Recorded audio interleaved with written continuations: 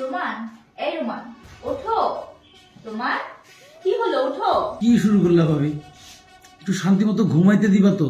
তুমি যাও তো, আমার ঘুমাইতে দাও, যাও। আরে দেখেছো বাইরে কত বেলা হয়েছে? ওঠো তো তুমি, ওঠো। চাটা খেয়ে নাও, ওঠো চাটা খেয়ে নাও। আর বলেছিলাম যে তোমার ভাইয়ার যে কাজ ছিল ব্যাংকে, শেষ করতে হবে না? ওটা নিয়ে কিছু কথা বললা তুমি? তুমি যাও তো, এখন ডিস্টার্ব করো না, যাও। আরে ওটা তো গুরুত্বপূর্ণ কাজ, ওটা তো তোমাকে দেখতে হবে। তুমি ওঠো, চাটা খাও। নাও, আমি গরম গরম চা এনেছি, ঠান্ডা হয়ে যাবে, চাটা খাও। আচ্ছা, তুমি কি বলো তো, প্রত্যেকটা দিন শুধু ভাইয়ের কথা, ভাইয়ের কথা, ভাইয়ের কথা। আচ্ছা, ওই লোকটা তো নাই, এটা তুমি বোঝো না কেন?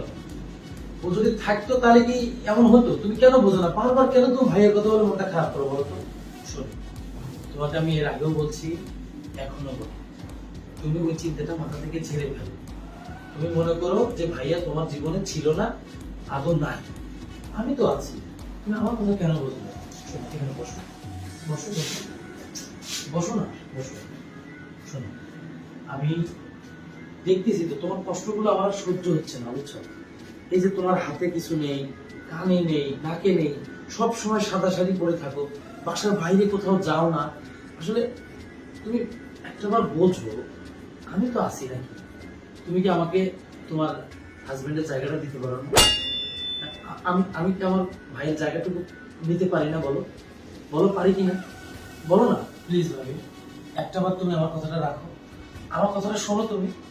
শোন, তুই তো আমার ছোট ভাইয়ের মতো, আর জানিস তো আমার লাইফে আমি আর তৃতীয়বার বিয়ে তো ভাবতেও পারি না। আমার লাইফে একবারই বিয়ে হয়েছে, এটা তোর ভাইয়ের সাথে।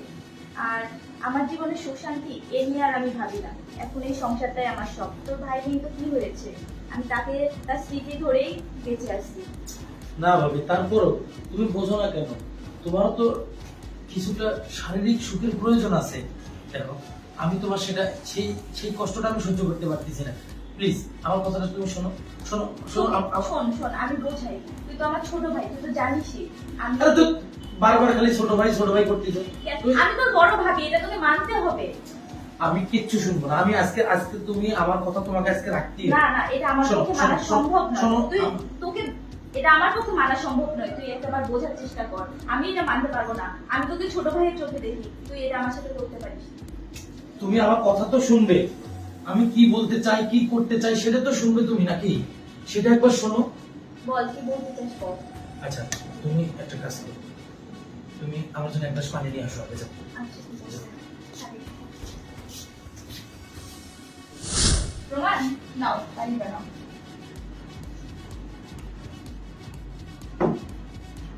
তুমি আমার কথা একটু বোঝার চেষ্টা করো। শোনো, তুমি একটাবার আমার কথাগুলো শোনার চেষ্টা করো। আসলে আমি তোমাকে কি বলতে চাই এটা একটু বুঝবা তো, নাকি? বলো। হ্যাঁ, আমি কথাগুলো বলি, শোনো। আচ্ছা বলো, কি বলবো? তোমার কষ্টগুলো না আমার আর সহ্য হয় না। তুমি এই বাড়িতে প্রথম বাহিরে বাসা থেকে আসা মেয়ে মানুষ। আজ থেকে 2 বছর আগে ভাইয়া তোমাকে বিয়ে করে বাড়িতে নিয়ে আসছে। তুমি তো আমাকে ভাইয়ের মতো জানো, তাই না? হ্যাঁ। তুমি কি এটা জানো? তোমাকেও আমি বোনের মতো জানি। তুমি বিধবা শাড়ি পরে বসে থাকো, আসলে আমার কতটা কষ্ট হয় এটা আমি তোমাকে বলে বোঝাতে পারবো না।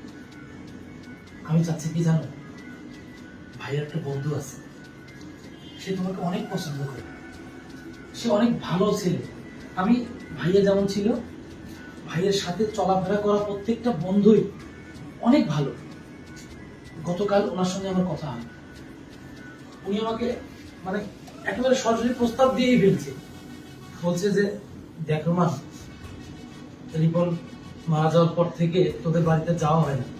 আমি শুনলাম ওর বউটা নাকি সবসময় শুধু ওর চিন্তায় ডিপ্রেশনে থাকে। তোরা যদি আমার সাথে একটু পরামর্শ করতি, আমি তোর ভাবি দায়িত্ব নিতাম। আমি আমি ওনাকে কথা দিয়ে আসতে পারি। বিশ্বাস করো, আমার তোমার সাথে কোনো ধরনের কুমতলব নাই। বিশ্বাস করে, তোমার কসম করে বলছি, আমার কোনো কুমতলব নাই তোমার সাথে।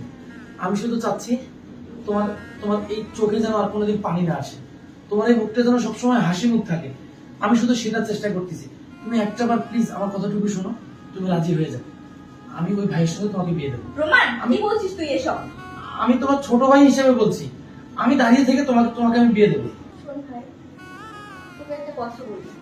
তুই তো জানিস মেয়েদের লাইফে বিয়ে একবারই হয়, আর আমারও হয়ে গেছে তোর ভাইয়ের সাথে। আমি তার স্থানটা অন্য কাউকে দিতে পারবো না রে। হ্যাঁ, এটা মানি যে তুই আমার ভালো চাস, আমাকে বড় বোনের মতো দেখিস, আমাকে এ বাড়িতে আশ্রয় দিয়েছিস। আমি আজ তোরই জন্য এ বাড়ি থেকে আমাকে যেতে দিসনি বলেই আমি তোর বড় ভাইয়ের স্মৃতি বুকে নিয়ে এ বাড়িতে পড়ে আছি ভাই। তুই ভালো চাস জানি, কিন্তু আমার পক্ষে তোর কথাটা মানা সম্ভব নয়। এই না বললি আমি তোর বড় বোন, তাহলে পারবি না এই বাড়িটাতে তোর বড় বোনটাকে একটু জায়গা দিতে? আর আমি থাকলে যদি তোর এই বাড়িতে অসুবিধা হয়, তাহলে ভাই আমার যেদিকে দু চোখ যায় আমি চলে যাচ্ছি। আমি তোদের অসুবিধা করে আমি এই বাড়িতে থাকতে চাই না ভাই, আমি দাঁড়াও। চলে যাবো। কোথায় যাবে তুমি? এই দেখো আমি চলে এসেছি। ভাইয়া, তুমি তুমি বেঁচে আছো? ভাবি দেখছো? কোথায় ছিল আর দুদিন? ভাইয়া বেঁচে আছে।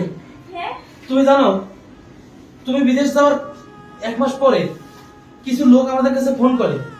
তারা বলে যে তোমাদের কয়েকজনকে নাকি তারা জিম্মি করে রাখছে, এরপর কিছু টাকা চায়।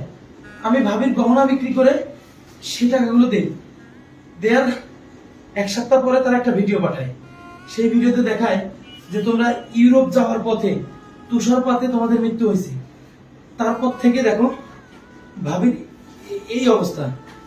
আমি ভাবিকে অনেকবার বোঝানোর চেষ্টা করছি যে ভাবি তুমি এভাবে থেকো না, তোমাকে আমরা বাবার বাড়ি পাঠাই দিই, কিন্তু উনি সেখানেও যায় না। আবার আজকে এই প্রস্তাবটা আমি দিলাম, তোমার বন্ধু যে আশিক ভাই আছে, আশিক ভাই ভাবিকে খুব পছন্দ করে, আশিক ভাই ওনাকে বিয়ে করতে চাচ্ছে, কিন্তু ভাবি কোনোভাবেই। চুপ কর ভাই। আসলে আমরা ইউরোপ যাওয়ার পথে যে ঘটনাটা, এটা মিথ্যে ছিল। আর ভিডিও ফুটেজ তোরা দেখেছিস, এটা পুরোটাই মিথ্যে ছিল। আমরা একটা মিশনে ছিলাম, বিদেশের যে বসের কাজে আমরা যাই, সেই বস আমাদেরকে একটা মিশন দেয়। আমরা যদি সেই মিশনটা সাকসেস হতে পারি, অনেকগুলো টাকা পাবো। আমি অনেকগুলো টাকাও পেয়েছি ভাই। তার মানে এই তথ্যগুলো সব ভুল ছিল। হ্যাঁ, ভুল ছিল। রোমান আমি অনেক খুশি। রোমান আজকে তোর ভাইয়া ফিরে এসেছে, আমি অনেক খুশি। সত্যি এর থেকে খুশির খবর আর হতে পারে না। এখন তুমি এই কাপড় চেঞ্জ করো। হ্যাঁ ভাই, আমি এই কাপড় চেঞ্জ করো। চেঞ্জ করবো। আর ভাইয়া, অনেকদিন পর তুমি আসছো, তো তুমি দাঁড়া, তোর অনেক কথা তুই বলে ফেলেছিস, এখন আমাকে কিছু বলতে দে। জি ভাইয়া। তোদেরকে আমারও কিছু বলার আছে।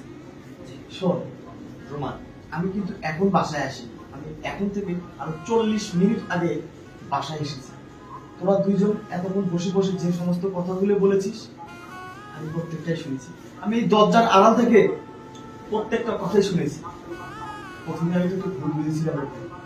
আমি ভেবেছিলাম আমার অবর্তমানে তুই হয়তো তোর ভাবির সঙ্গে অনৈতিক কাজে জড়ানোর জন্য তাকে তুই প্রেশার দিচ্ছিস, চাপ দিচ্ছিস। কিন্তু ভাই, আমি যখন তোর পুরো কথাগুলো শুনি, নিজের অতীত আমার ঘৃণা লাগতেছে। আমার মনে হচ্ছে আমার নিজের পায়ের জুতো খুলে আমি নিজের গালি মারি। তোর মতো ভাইজার আছে, আরে সে তো দুনিয়া তার কিসের ভয় নেই। আরে তুই যে আমার ভাই, তো আমার চিৎকার করে বলতে ইচ্ছে করছে। আরে রোমান আমার ভাই, আমার ভাই। তুই আমার অবর্তমানে আমার ওয়াইফকে সেফ রাখার জন্য, ভালো রাখার জন্য তুই তোর মাথায় কত না বুদ্ধি। আসলে আমি তোর বড় ভাই না রে, তুই তো আমার বড় ভাই। না ভাইয়া, আরে ভাই, তুই আমার বড় ভাই। আমি আমার জায়গা থেকে যতটুকু করা প্রয়োজন আমি সেটাই করছি। আরে ভাবি তো মায়ের সমতুল্য ভাই। আমার চোখের সামনে যে মেয়েটা হাসি খুশি নিয়ে এই পুরো বাড়িটা মাথায় রাখতো, শুধুমাত্র এই দালাল চক্রদের একটু বেইমানির কারণে, ভুলের কারণে সেই মানুষটা একদম নিস্তব্ধ পাথর হয়ে গেছে ভাই। আমি ধরে নিছিলাম যে তুমি হয়তো আর কখনো আসবে না, তাই আমি ভাবছিলাম এটাই আমার ভাই, এটাই আমার ভাবি। তো সেজন্যই আমি ভাবিকে এই প্রস্তাবটা দিয়েছিলাম। তুমি আমাকে ক্ষমা করে দিও ভাই। আরে পাগল, ভাবি তুমিও আমাকে ক্ষমা করে দিও। তুই কেন ক্ষমা থেকে? আজ থেকে আমরা সবাই এই বাড়িতে যেমন হাসি খুশি ছিলাম ওইভাবেই থাকবো। ভাবি তাহলে তুমি ভাইয়ের সাথে কথা বলো। আমি সবাইকে বলে আসতেছি যে ভাইয়া ফিরে আসতে আমরা আবার আগের মতো আনন্দ ভর্তি করবো। ঠিক আছে ভাই? আচ্ছা, আমি আসতেছি কিন্তু। আচ্ছা ঠিক আছে ভাই, ওকে, আল্লাহ হাফিজ। বুঝছো আমার ভাই কত পাগল।